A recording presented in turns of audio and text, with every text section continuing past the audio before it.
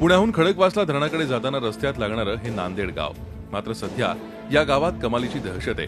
कारण गेल्या 15 ते 20 दिवसांपासून माकडांनी या गावात उच्छाद मांडलाय. त्यातच एका पिसाळलेल्या माकडानं तब्बल 22 जणांना जखमी केलाय. घरात घुसूनही या माकडांनी हल्ला केल्यानं नागरिक हवालदिल झालेत.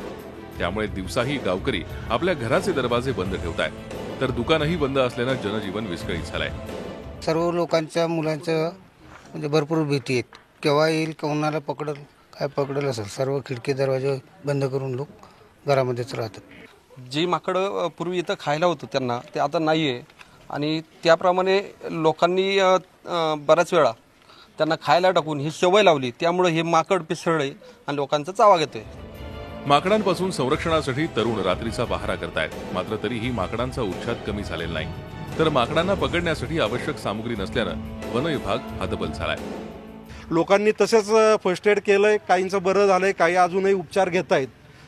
की याच्यावर काहीतरी मार्ग निघावा ही आमची ग्रामस्थांकडनं मागणी आहे. त्याला पकडायला आपण प्रयत्न केले. सरपंच, ग्रामस्थ, तसेच आमचे वनाधिकाऱ्याचे जे 4 जणांचा स्टाफ होता, तसेच प्राणी संग्रहालय कात्रज अनाथालय त्यांचं एक पथक आम्हाला मिळालं होतं.